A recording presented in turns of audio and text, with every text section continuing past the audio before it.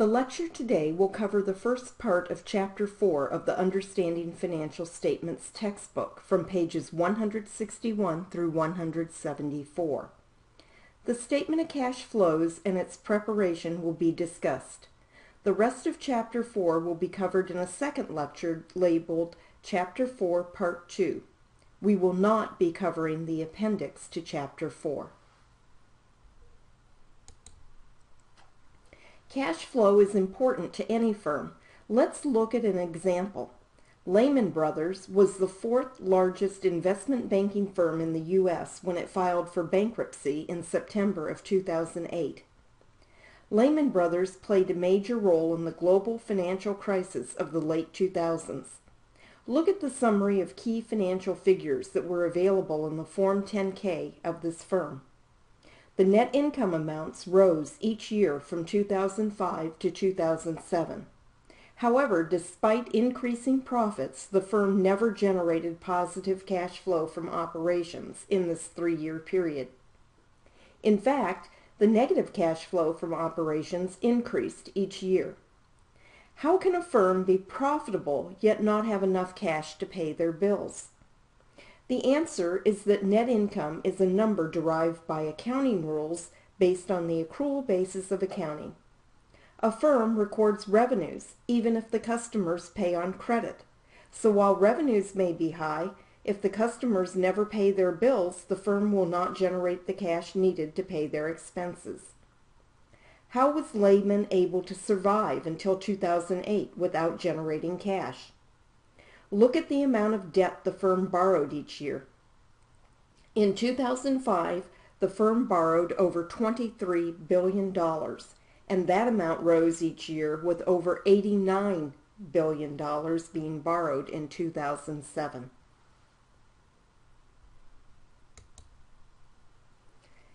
The information that Lehman was in trouble was readily visible to any analyst that chose to pay careful attention to the information in the financial statements. But alas, history repeats itself. Lessons which should have been learned after the Enron and WorldCom bankruptcies did not stick, and another financial crisis once again occurred. One of the most important concepts that must be understood is that net income does not represent the cash a firm generates from operations.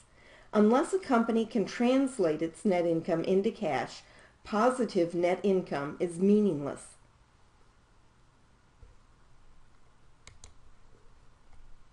The statement of cash flows provides information about the inflows and outflows of cash and is an extremely important analytical tool.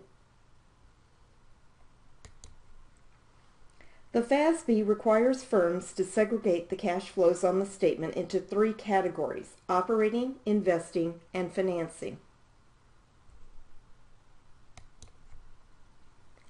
The statement of cash flows is prepared by taking the balance sheet accounts for two accounting periods and showing the changes between each account on the balance sheet from the prior year to the current year.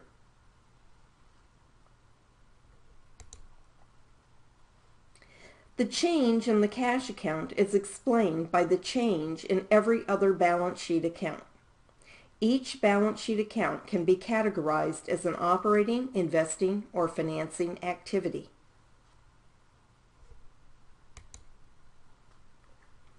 Let's look at the components of the cash flow statement for Lehman Brothers. Even though the firm generated negative cash flows of $45.595 billion, their cash account increased by $1.299 billion. That is because they found outside sources of cash from borrowing that increased their cash by $48.592 billion.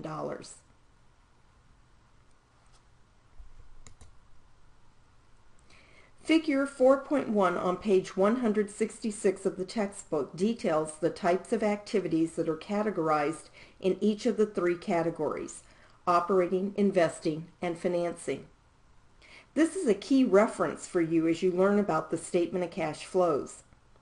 Operating activities consist of all items that relate to revenues and expenses on the income statement. That is, cash received from sales revenue, dividends and interest received from investments, cash paid for inventory, operating expenses, interest expense, and taxes. Investing activities include cash from selling property, plant, and equipment, collections from loans made to others, cash from sales of investments or business segments, and cash paid for property, plant, and equipment, cash given in the form of loans to others, and cash paid for investments.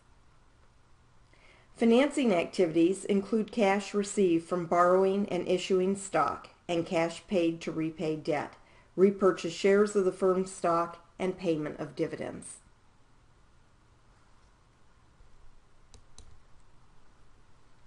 Exhibit 4.1 on page 167 will be referred to as we go over the cash flow statement, so you may want to have your book open for reference throughout the rest of the lecture. Look at Exhibit 4.1 to see the format required by the FASB. The first section of the statement outlines the cash from operating activities. In 2016, Sage Inc. generated $10,024 from operations. The middle section details the investing activities, and Sage used cash of $13,805 for investments in 2006. The third section is the financing activities section, and Sage generated cash of $2,728 in 2016 from financing activities. The last part of the cash flow statement shows the beginning and ending cash balance, as well as supplemental information required by FASB.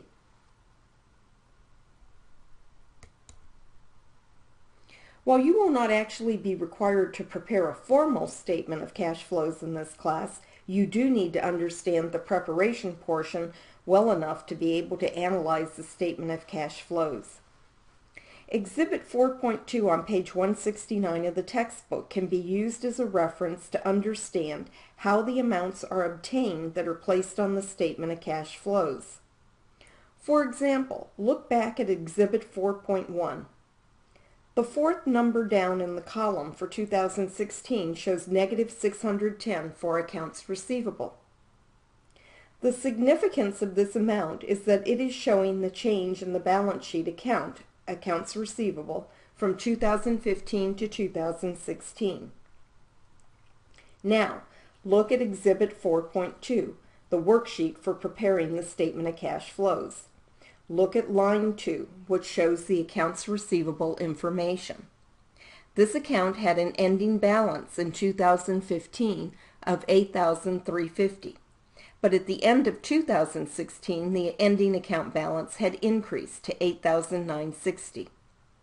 Accounts receivable result from selling services or products on credit and signifies cash that has not yet been received by the firm from their customers. The $610 is shown as a negative adjustment to net income because the increase in the accounts receivable account is indicating that the firm has not yet collected $610 in cash from customers.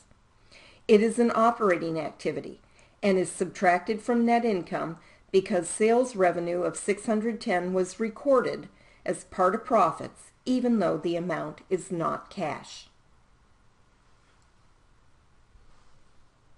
This slide shows the effect on cash for changes in balance sheet accounts. If any asset account other than cash decreases, this would signify an increase in cash. As an example, think about what a decrease in the accounts receivable account means. If the account balance has gone down, this means that customers have paid cash to the firm. If an asset account increases, this means the firm would have an outflow of cash. For example, if the inventory account increases on the balance sheet, this means that the firm has purchased inventory, which causes an outflow of cash. Liabilities and equity accounts are opposite the asset accounts. Increases in these accounts mean the firm has more cash. For example, if the firm borrows cash from a bank, this results in an increase to the notes payable account, a liability, and an increase in cash. If liabilities and equity accounts decrease, this means the firm has paid cash.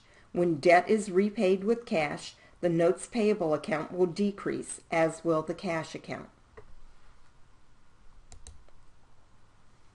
Firms use one of two methods to calculate cash flow from operating activities, the direct or the indirect method. Almost all firms use the indirect method, so this is the method we focus on in the class. We will not cover the direct method. The indirect method starts with net income and then adjusts this amount or translates this amount into a cash basis number. Here is the operating section of the Sage Inc. Statement of Cash Flows for 2016. This is also shown on page 171 of the textbook. The net income for Sage in 2016 was $9,394. Since this is based on the accrual basis of accounting, some revenues have not yet been collected in cash. Some expenses have not yet been paid for in cash, and some items involve no cash. The firm must adjust net income to a cash basis number. The first two adjustments shown are non-cash items. When firms record depreciation and amortization expense or deferred taxes, there is no cash paid to anyone. Take depreciation expense. When the firm records this amount, they are moving a number from the balance sheet to the income statement.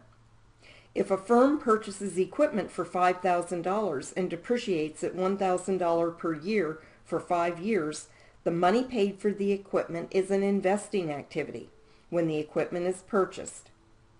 Depreciation is merely an allocation of that $5,000 over time to show that the cost of the equipment is an expense of running a business.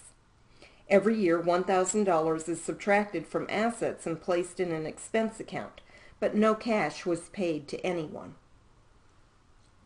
The next adjustments shown in the operating section show the effects of operating account changes.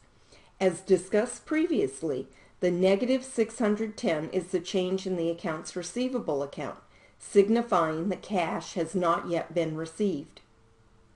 The negative $10,272 adjustment for inventory indicates that the inventory account has increased on the balance sheet. That is, the firm had to pay to purchase inventory.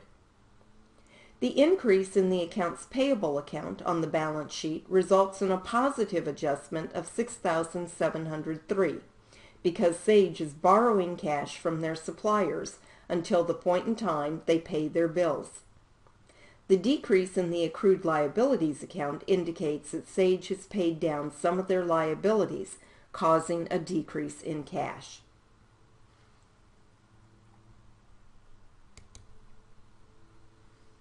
Exhibit 4.3 on page 171 of the textbook is another reference for you to make sure you understand when account changes are added or subtracted when adjusting net income to a cash flow amount. In the Chapter 4, Part 2 lecture, we will learn how to analyze the cash flow statement.